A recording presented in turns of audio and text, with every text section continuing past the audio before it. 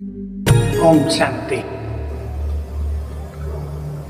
भगवान जब इस धरा पर आकर युग परिवर्तन करने के लिए महारुद्र गीता ज्ञान यज्ञ रचते हैं तो प्रारंभ से ही उनके इस दिव्य कार्य में विघ्न पड़ते ही रहते हैं। अनेक लोग कहते थे हमारे तन में बाबा है। मैं तो अपने जीवन की 54 वर्ष की मधुबन की यात्रा में देखा, कई जगह से कोई रिक्शा चालक है कह रहा है मेरे तन में बाबा आते हैं, लोग भाग रहे उसके पीछे क्योंकि बाबा शब्द ऐसा ही है, बड़ा आकर्षण है इसमें। 2-4 मास में हवा निकल जाती है, लोग पछताते हैं। कितने केस देखे, 5-7 जगह तो अब भी चल रहा है मेरे तन में बाबा आते हैं। सेंटर ही उजड़ गए क्योंकि बाबा नहीं आते। बाबा कोई ऐसी सस्ती चीज़ नहीं है कि कहीं भी और किसी के तन में भी आता रहे। किसी किसी के तन में तो इविल स्पिरिट आती थी, वो कहते हैं बाबा आता है। भला सोचो, बुद्धिमानों को मैं कहूँगा विचार तो करो।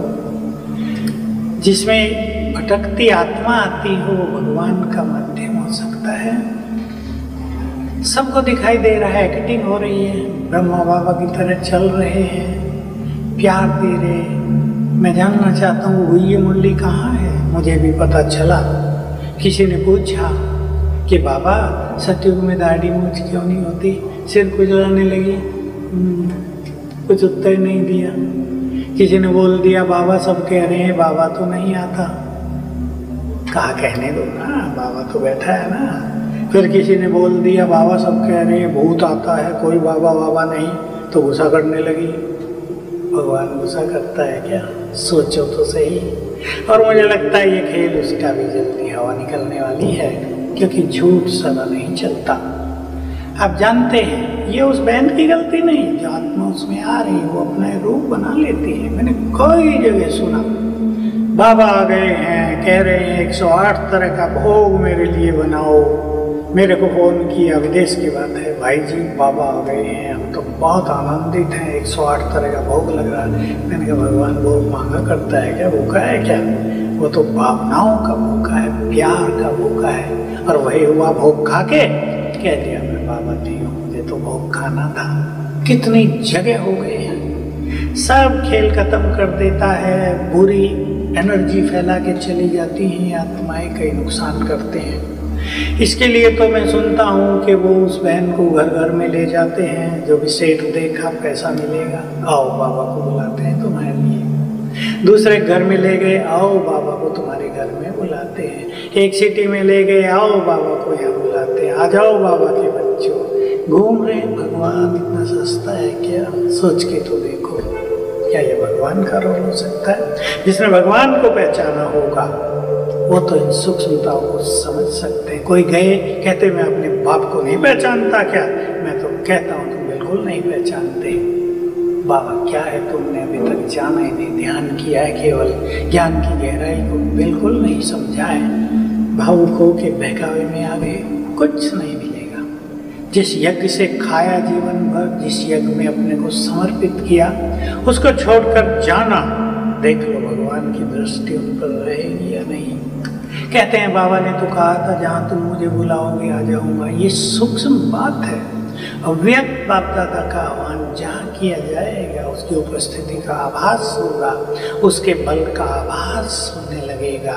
ये ऐसे नहीं कि शिव बाबा आ जाएगा।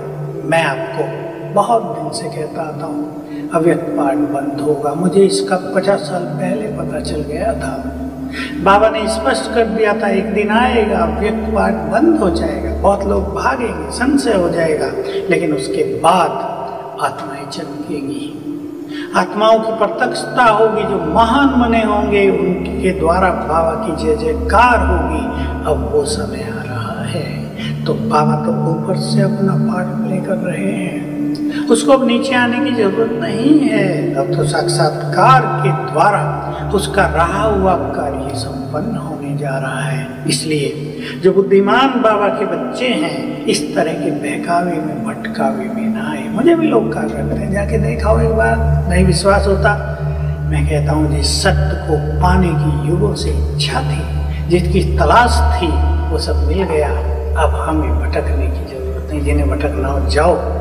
नुकसान ये होगा कि शिव बाबा की नजर, उनकी कृपा दृष्टि, उनकी मदद उनसे हट जाएगी और इसका नुकसान उनको ही होगा। पश्चाताप का मार्ग है।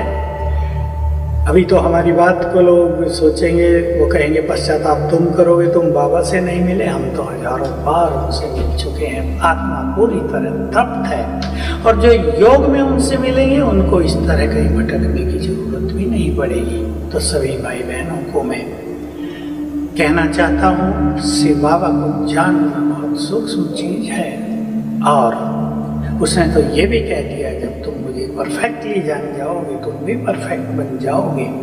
जो भटक रहे हैं वो केवल भावनावश, वो उन चीज़ों को नहीं समझ सकते। मैंने कई आत्माओं को देखा जो दूसरों में प्रवेश करती हैं, वो कोई रूप बदल सकती हैं, वो कभी किसी के शब्दों में बोल सकती हैं, कभी किसी के शब्दों में बोल सकती हैं, भाषाएं भी कई बोल लेती हैं, रूप कई बदले हुए दिखाई देते हैं। कहते हैं वाह कौन आ गया, जादूगर है, कौन देवी आ गई, इतनी शक्तिशाली है, लेकिन जल्दी ही भ्रम टूट जाता है। इसलिए जिस मार्ग की तलाश थी वो मिल गया, जिस भगवान से मिलना था उससे मिल लिए, उसको जी भर के देख लिया।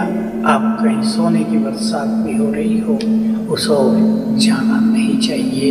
यही विवेकशीलता होगी, यही उस पर और उसके ज्ञान पर संपूर्ण निश्चय कहलाएगा। मुझे पूर्ण विश्वास है समझदार बुद्धिमान बाबा के बच्चे इन भटकनों से स्वयं को मुक्त रखेंगे। ओम शांति।